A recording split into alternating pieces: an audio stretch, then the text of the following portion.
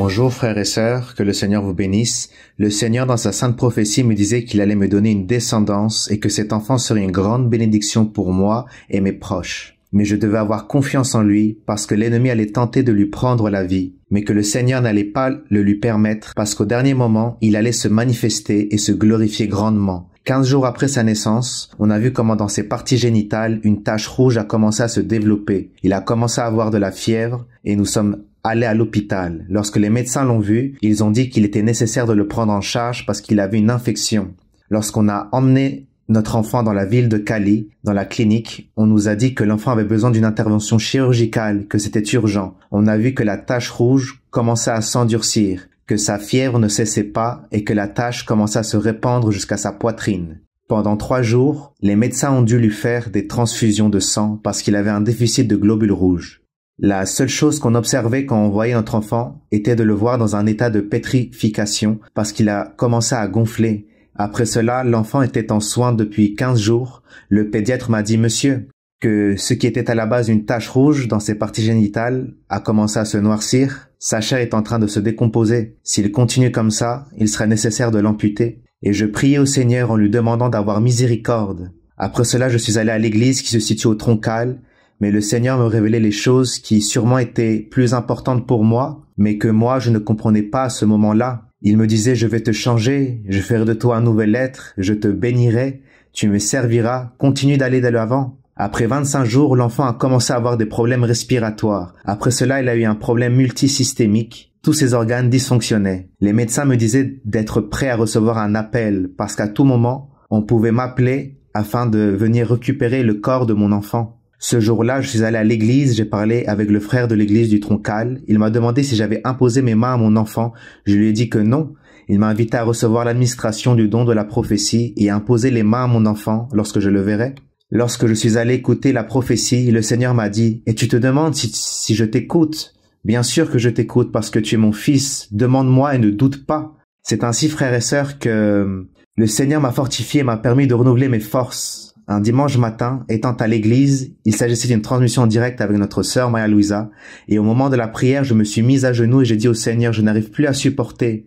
Si c'est ta volonté de prendre mon enfant, prends-le avec toi, mais rappelle-toi que tu m'avais dit que tu allais te manifester au dernier moment, mais que ta sainte volonté soit faite, Père, parce que ce que tu décides, je l'accepte. Je me rappelle, frères et sœurs, qu'après le 40e jour où mon enfant était à la clinique, ce fut la seule fois où je n'ai pas demandé au Seigneur de le guérir, mais je le disais que j'acceptais sa volonté et que je plaçais toutes choses entre ses mains.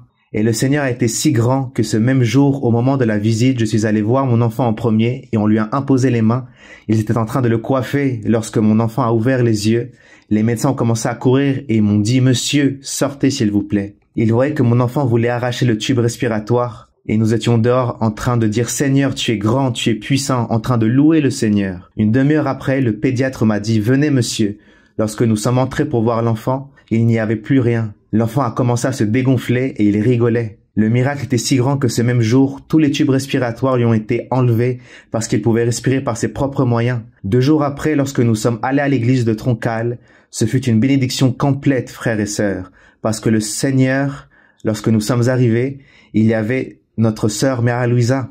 Nous étions là-bas, ce fut merveilleux. Notre sœur Maria Louisa a prié, on était remplis de joie et après cette étude biblique, le lendemain, le pédiatre nous a dit « Monsieur, prenez votre enfant parce qu'il n'a plus besoin d'être ici, parce qu'il n'a rien. » Et ce qui est incroyable, frères et sœurs, ce fut lorsque mon épouse, voyant que l'infirmière allait changer l'enfant, l'infirmière lui a dit « Voulez-vous changer l'enfant ?» Et elle lui a répondu « Oui ». L'infirmière lui disait « Allez-y, mais faites très attention avec la gangrène. » Et frères et sœurs, lorsque mon épouse lui passait la lingette pour le changer, toute la gangrène est tombée sur la lingette, comme s'il s'agissait d'une ancienne croûte. Sa peau était intacte, sa peau était rosée, il n'avait plus de malformation, il n'avait plus rien et les médecins étaient surpris.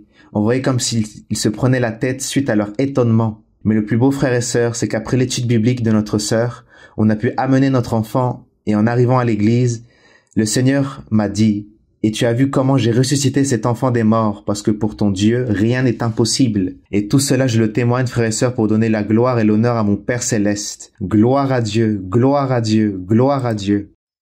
Bonjour mes frères, je suis arrivée ici à l'église avec une perte de l'audition très importante due à des en raison des infections récurrentes que j'avais à l'oreille, j'étais diligente et je suis allée chez le médecin et lorsqu'ils m'ont fait des examens, le RL me disait que mes tympans étaient totalement perforés, qu'il ne comprenait pas comment est-ce que je pouvais entendre et comment est-ce que c'était possible, alors qu'il y avait des personnes avec moins de problèmes avaient eu des méningites.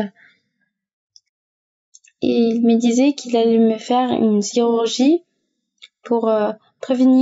afin de prévenir la méningite, et c'était difficile de récupérer l'audition. J'avais déjà perdu 60%, j'entendais que 40%. Je me suis soumise à la chirurgie, et oui, cela arrivait lorsque l'ORL m'a fait le premier contrôle. Il met l'appareil afin de voir si j'avais récupéré un peu de l'audition. Il me disait, levez votre main si vous entendez quelque chose. Et non, je n'entendais rien. Et donc il disait, bon, tu sais pourquoi le processus est fait? Je remerciais le Seigneur. Je disais gloire à Dieu, puisque je n'ai pas atteint l'extrême d'une situation plus grave. Je suis sortie de l'hôpital et lorsque j'étais en train de sortir mes frères, je sentis que à l'oreille, comme par exemple lorsqu'on débouche une bouteille de champagne, je sentis ce pam et j'ai immédiatement récupéré l'audition. Je suis sur le 89%. Le Seigneur m'a rétabli l'audition et j'ai témoigné pour glorifier le nom de notre Dieu.